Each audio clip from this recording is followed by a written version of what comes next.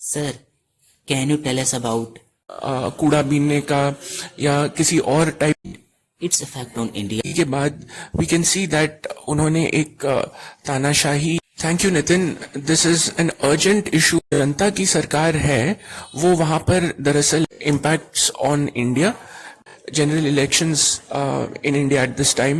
Matter of fact is that Myanmar's military yani armed forces, Burma ki government military occupation has continued to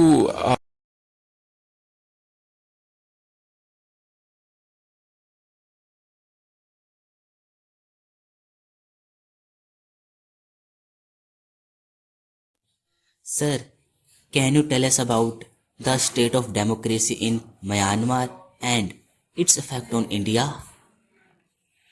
Thank you, Nitin. This is an urgent issue of great importance that you have asked me a question on.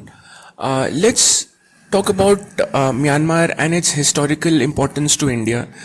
Myanmar, much like India, was under British occupation, and at some point, cultural and historical ties between Myanmar and India were quite strong.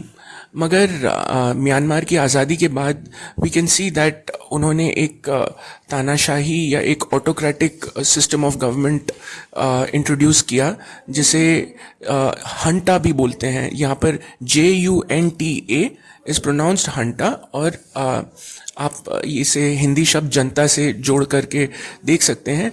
जो जनता की सरकार है वो वहाँ पर दरअसल एक military occupation है। मिलिट्री यानी आर्म्ड फोर्सेस बर्मा की गवर्नमेंट को, बर्मा जो कि म्यांमार का पुराना नाम है, कि गवर्नमेंट को रन करती है।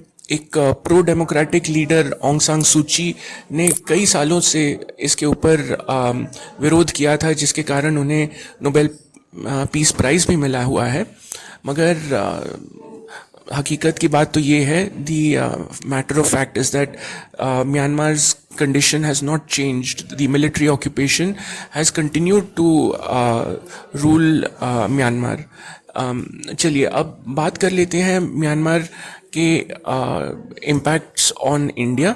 म्यांमार की जो ऑटोक्रेटिक मिलिट्री लीडरशिप है, उन्होंने शान प्रोविंस जो कि नॉर्दर्न म्यांमार और बांग्लादेश के बॉर्डर का इलाका है, वहाँ पर उन्होंने बहुत रेयर अर्थ मिनरल्स, काफ़ी मात्रा में बहुमूल्य खनिज की खोज हुई है। एंड दुखद बात यह है कि शांतिपूर्वक तरीके से वहाँ के लोगों को विस्थापित करने के बजाय एक आपने सुना ही होगा कि रोहिंग्याओं के साथ कितना बुरा हुआ है। As a matter of governmental policy, the system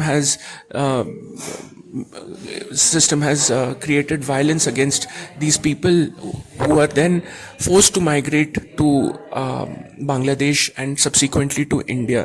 Rohingya refugees के साथ मैंने काफ़ी काम किया है। आप इंडिया के बड़े शहरों में देख सकते हैं कि बंगाली भाषा बोलने वाले ये रोहिंग्या रेफ्यूजी जो हैं कई बड़े शहरों में कूड़ा बीनने का या किसी और टाइप के जो नॉन फॉर्मल सेक्टर हैं उनमें काम करते हैं।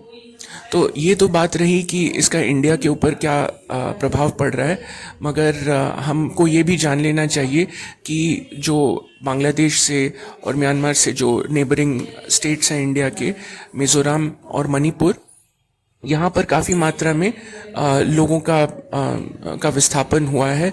बहुत सारे जो लोग हैं वो रोहिंग्या जो समुदाय के लोग हैं वो इन प्रांतों में आकर के बसे हुए हैं।